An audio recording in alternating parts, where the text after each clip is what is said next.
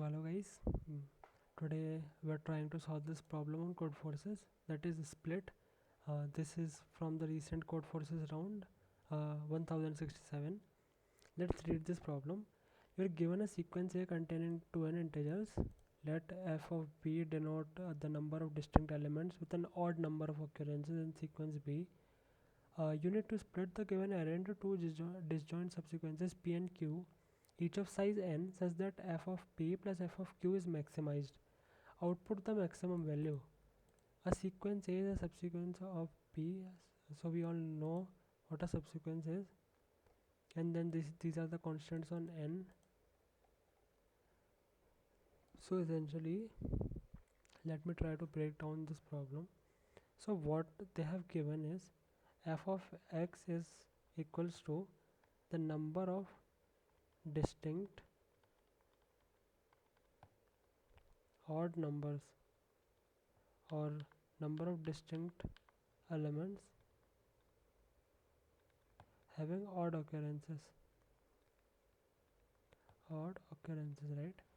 So we have integer array A which has elements, let's say a1, a2, all the way up to a2n. We have two n elements for this array, and then we need to divide this into two arrays. Let's call them b and c of size n. This is size n and this is also size n, such that f of b and this is f of c, so such that f of b plus f of c is maximized. So essentially what we need to do is we need to maximize the number of elements occurring odd number of times in B and in C as well, right? So let's take an example and then we'll go from there. So let's say if our array A consists of 4 elements, that is 1, 2, 3, 4. So basically what we can see here is every element just occur once in the array, right? So if every element occurs one, then what we have is 4 elements. So we need to divide this into two arrays of size 2.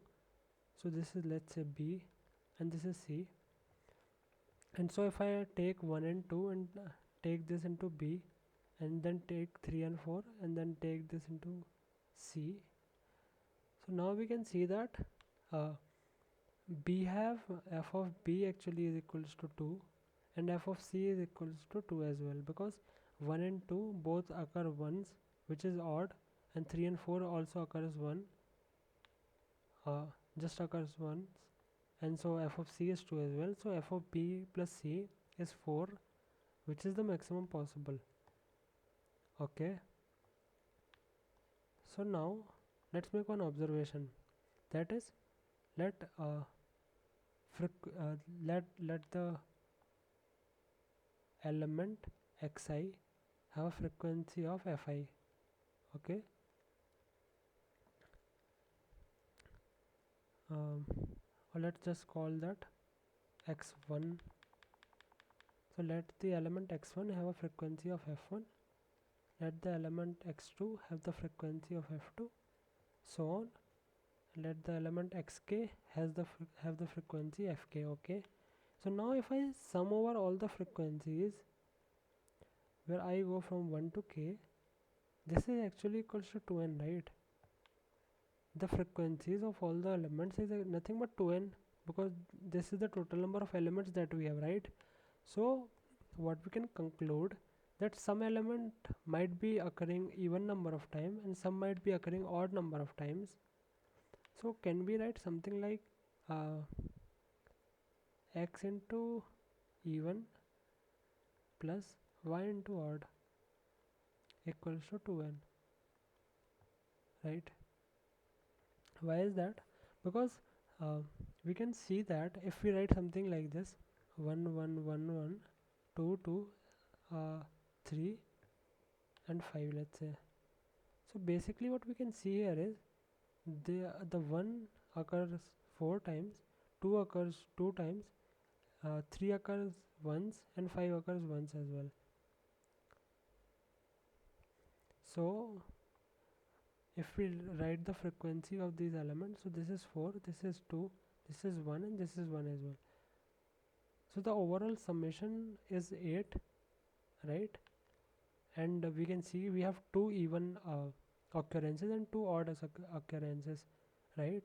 So we have just written that here, that we have some even occurrences and some odd occurrences, right? And that is equals to 2n. So what we can conclude this is an even term, right? But we don't know about this one, right? What is this? So we know 2n is even and this is even, so this has to be even as well, right? Then only it will sum up to 2n or even. We know that, right? Ki even plus even is even and odd plus odd is even. Otherwise even plus odd or odd plus even both results into odd, right? So to for this expression to be even, this has to be even, right? So I'm sorry, this has to be even. So we conclude that the odd elements are always even, or let me put it this way, that element that occurs in, or the element which have frequency, which have odd frequency, occurs even number of times. So let's say I have 1 1 1 1 and then I'll have a 3 3. So if you'll see carefully, this eventually makes sense, right? I have 1 4 times and 3 2 times, and let's say if I have 5 ones, so then this is an odd length array, and so we'll need something else to make this even. So let's say I add a 6 here. So let's say uh, this is occurring 4 times, this is occurring 2 times, this is occurring once, and this is occurring once as well, right? So basically what I'm trying to say here is uh, that the occurrences of these elements which have odd which are present odd number of times, they are even. So like 5 is coming once, which is odd. 6 is coming once, which is odd. So the occurrences is 2, which is even. This has to be there in order to maintain the overall evenness of the array, right? So what I can conclude it is that the odd, or the elements occurring odd times occur in pair. So I could say that. And so if we see that, we can actually write odd elements as, if we have a frequency of 7, let's say, so I have a frequency of 7, then I could write it as 3 and 4, right? 3 plus 4 is equal to 7. Similarly, if I have a frequency, let's say, of 9, so basically I could write that as 5 and 4. That is 5 and 4, right? So basically what I'm trying to say here is that the difference between those two elements will always be 1. Basically we are trying to divide it like this, taking n by 2 floor and taking n by 2 seal, and so this results into 5 and this results into 4, right? We are trying to actually take something like this, and the difference of this will always be 1. So what I'm trying to say here, let's take 7. So if let's imagine some element is occurring 7 number of times. So we actually take first 3 and place that into A, and take rest of the 4 and place that into B, and then some element occur 9 times. So what we do here is that we have one less element in A, so we add one more one element more to it. So for 9 we can divide this into 4 into 5, and since 3 4 since A had 3 element and B had 4 elements, so A had one less element than B. So what we actually did is uh, we took this 5 and gave this to A, because this was greater than 4. So eventually this balances out and this balances out, right? This actually becomes 0, or not 0, the sum of these is now the same. that is 5 plus 3 is 8, and then 4 plus 4 is 8 as well, right? So we can combine operations like these and then group them together. So we can take all the elements occurring odd times, and then we can take them in pair, right? And so by taking them in the pair, we can always form such groups, right? So we can see that if we have only odd elements, let's say I have something like this, so I have 3 times 1 and 3 times 2. So what I can do is I could place 2 ones in A and 1 in B, and then place 2 twos in B and 1 2 in A, right? And now 1 is occurring odd number of times here, and 2 is occurring one odd number of times here. So the result of FA plus FB here is 2. Okay, I hope you get this. And now we need to handle the element which are occurring even number of times. So for even number of times we have two cases. Let's say I have a number which occur 8 number of times, and let's say I have a number which occurs 6 number of times. So if I have a number occurring 8 number of times, I could basically divide this into 3 and 5.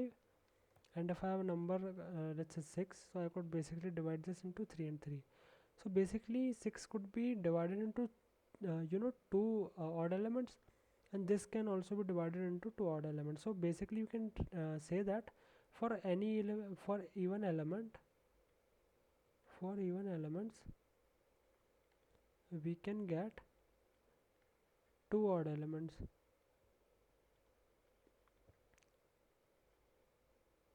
right? So we are actually trying to we are actually getting two odd elements here, and we are actually getting two odd elements here as well. But the thing is we are actually getting a difference of 2 for 8, but we are not getting a difference of anything in here. So right, so basically for 6 we can just take 3 elements, add that to A, and then take these 3 elements and add that to B. So if I have a I'm sorry so if I have a A and a B, so I could take these 3 elements, add that to 3, and take the 3 elements, add that to B as well. So nothing changes, right? The length of A and B remains same. But for 8, let's let's say these are A and B. So if we add a 3 in A and a 5 in B, so what actually happens is this A is uh, actually the length of A is length of B minus 2, right? So we actually need to I'm sorry. So we actually need to add two more elements to A in order to balance this up, right? So we can conclude that for any even element that let's say our 20. So for any even element, when we divide this by 2, so 20 by 2 and 22 by 2, so this is 10 and this is 11. So I check if let's call this x. So if x by 2 is even or x by 2 is odd. So since x by 2 is even here, we cannot divide this into or take both let me put it this way, that we have a 22 and then we can divide this into two odd parts, right?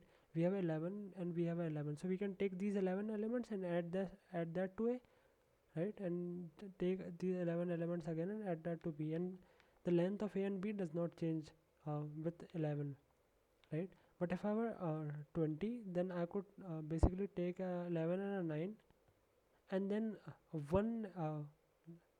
one array is deficient by 2, be it A or B. uh, that one array is actually deficient by 2, right? So we need to balance that. So what we are actually just checking, we'll actually create a map of all the elements with their respective count. So let's say 6 occur 3 times, 5 occur 2 times and then 1 occur once, right? So for something like this, and like take one more element, that is 8, this occurs 4 times. Okay, so I have 4 3 2 1, right? Or we can take something else. 8 occurs 8 times. Okay. So now what we can actually do is these odd elements we can take directly, and this will add 1 to our answer. They will split into one even and one odd element, so this will add 1 to our answer. So we can have a global answer, and this will actually add 1 and 1, so this is 2, right? And now we are left with 2 and 8. So 5 occurring 2 times and 8 occurring 8 times, right? And so what we can do is this 2 can be broken down into 1 and 1, so this contribute 2 odd elements, so we can add another 2 here, right? And this 4 actually gets broken down into 2 even part.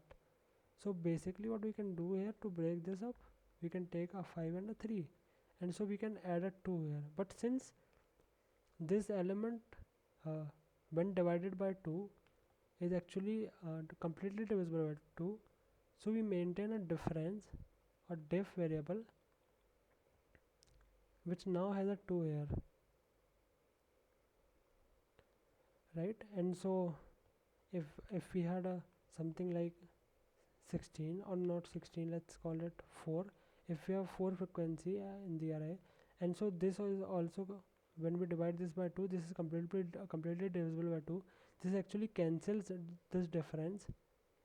We can group these together, right? 8 and 4, we can take a 5 and a 3, and then we can take a 1 and a 3 here as well. So this balances out.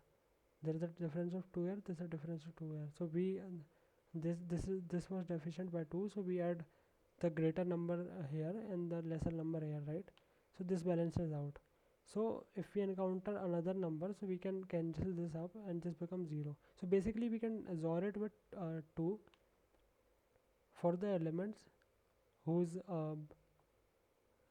when the element is divided by 2, if the remainder is 2, is the remainder is 0, right? So we can actually maintain a XOR over here of a difference, and we can add +2 for all even elements and +1 for all odd elements. And at last we can just check if difference is greater than 0, or we can we can also maintain a count for odd elements, which have the count of all the odd elements. And so if the count of odd elements is greater than diff, so diff is in the worst case 2. So if the count of odd elements is actually greater than equals to diff, so we can make diff equals to 0. Otherwise what we can do is, if it is 2, then we'll just have to remove this one pair.